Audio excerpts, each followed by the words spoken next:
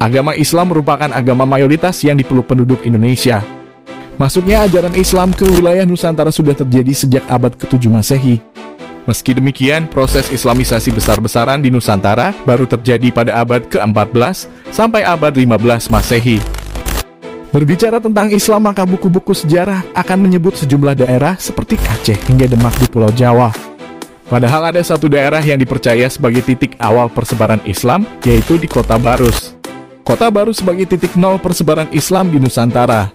Dikuatkan dengan diresmikannya Tugu Titik Nol Peradaban Islam Nusantara pada tahun 2017 silam.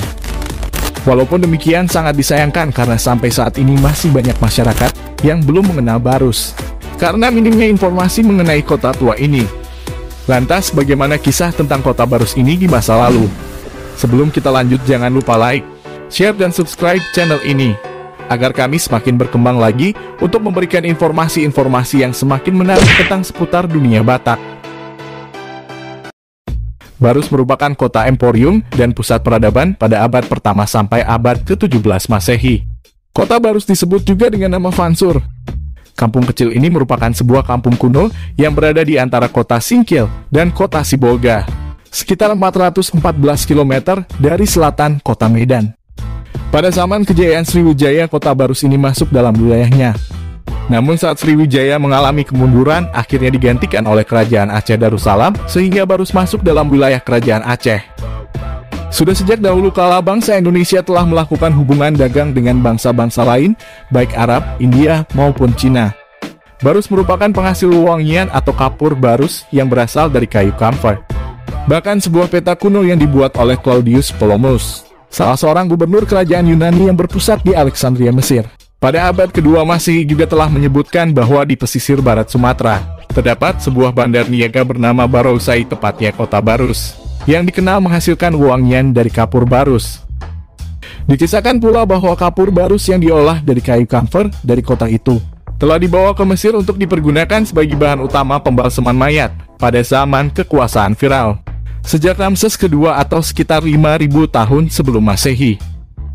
Berdasarkan buku Nuj Batudar karya Adi Maski, Barus juga dikenal sebagai daerah awal masuknya agama Islam di Nusantara sekitar abad ke-7 Masehi. Sebuah makam kuno di kompleks pemakaman Mahligai Barus. Di batu nisannya tertulis bahwa Syekh Rukunuddin wafat pada tahun 672 Masehi. Dan terdapat pula makam Syekh Usuluddin yang panjangnya kira-kira 7 meter. Ini memperkuat dugaan bahwa komunitas muslim di Barus sudah ada pada era itu. Sebuah tim arkeolog yang berasal dari École Francaise d'Extrême Orient atau UFO Prancis, yang bekerjasama dengan peneliti dari Pusat Penelitian Arkeologi Nasional atau PPAN di Lobu Tua Barus, telah menemukan bahwa pada sekitar abad ke-9 sampai abad ke-12 Masehi, Barus telah menjadi sebuah perkampungan multi-etnis dari berbagai suku bangsa, seperti Arab, Aceh, India, Cina, Tamil, Jawa, Batak, Minangkabau, Bugis, Bengkulu, dan masih banyak lagi. Masuknya agama Islam ke Kota Barus juga tak terlepas dari peran Banda Aceh yang rute pelayaran perniagaannya telah dikenal sejak zaman dahulu oleh para pedagang Arab, India, dan pedagang Cina. Adanya jalur perdagangan utama dari Nusantara, terutama Sumatera dan Jawa dengan Cina diakui oleh sejarawan G.R. Tibbets. Tibbets meneliti hubungan perniagaan yang terjadi antara para pedagang dan Jazirah Arab dengan para pedagang dari wilayah Asia Tenggara pada zaman pra-Islam. Tibbets menemukan bukti-bukti adanya kontak dagang antara negeri Arab dengan Nusantara saat itu. Tibbets mengungkapkan bahwa keadaan ini terjadi karena Kepulauan Nusantara telah menjadi tempat persinggahan kapal-kapal pedagang Arab yang berlayar ke negeri Cina sejak abad ke-5 Masehi. Sebuah dokumen kuno asal Tiongkok juga menyebutkan bahwa sekitar tahun 625 Masehi, yang hanya berbeda 15 tahun setelah Nabi Muhammad SAW menerima wahyu pertama, atau 9,5 tahun setelah Nabi Muhammad berdakwah secara terang-terangan kepada bangsa Arab.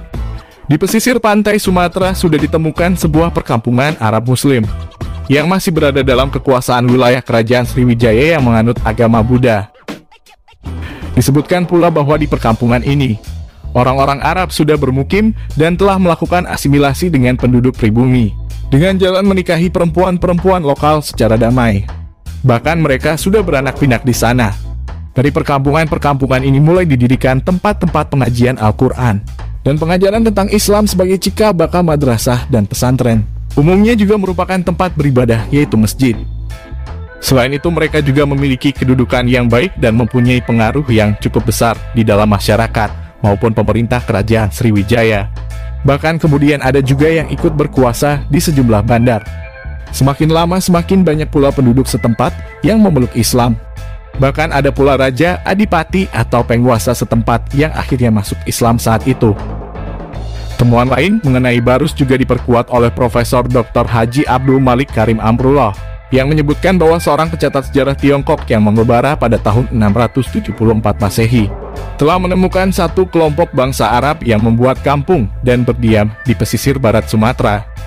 Ini sebabnya Hamka menulis bahwa penemuan tersebut telah mengubah pandangan orang tentang sejarah masuknya agama Islam di Nusantara. Hamka juga menambahkan bahwa temuan ini telah diyakini kebenarannya oleh para pencatat sejarah dunia Islam di Princeton University Amerika. Perjalanan dari Sumatera sampai ke Mekah sendiri pada abad itu dengan mempergunakan kapal laut dan transit lebih dulu di Tanjung Komorin, India.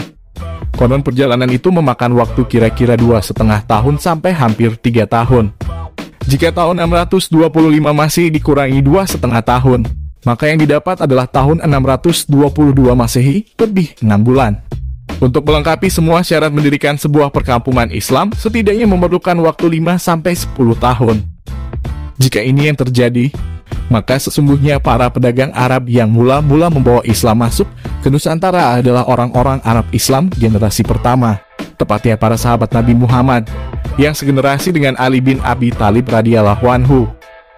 Dalam literatur kuno asal Tiongkok tersebut, orang-orang Arab disebut sebagai orang-orang Tasib, sedangkan Amirul Mukminin disebut sebagai Tan Mimoni.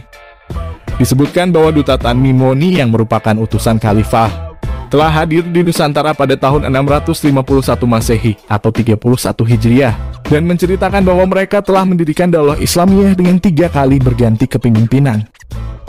Maka dengan begitu, duta muslim itu datang ke Nusantara tepatnya di perkampungan Islam di pesisir pantai Sumatera pada saat kepemimpinan Khalifah Utsman bin Affan sekitar tahun 644 sampai 656 Masehi, yang hanya berselang 20 tahun setelah Nabi Muhammad wafat, yaitu tahun 632 Masehi. Dari bukti-bukti di atas dapatlah dipastikan bahwa Islam telah masuk ke Nusantara pada masa Rasulullah masih hidup. Inilah yang oleh banyak sejarawan dikenal dengan teori Mekah.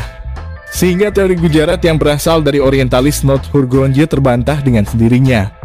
Dan Barus akan tetap menjadi sejarah peradaban Islam yang tak akan terlupakan bagi siapa saja yang mengetahuinya. Sampai di sini informasi yang bisa kami bagikan dalam video ini dan semoga bermanfaat.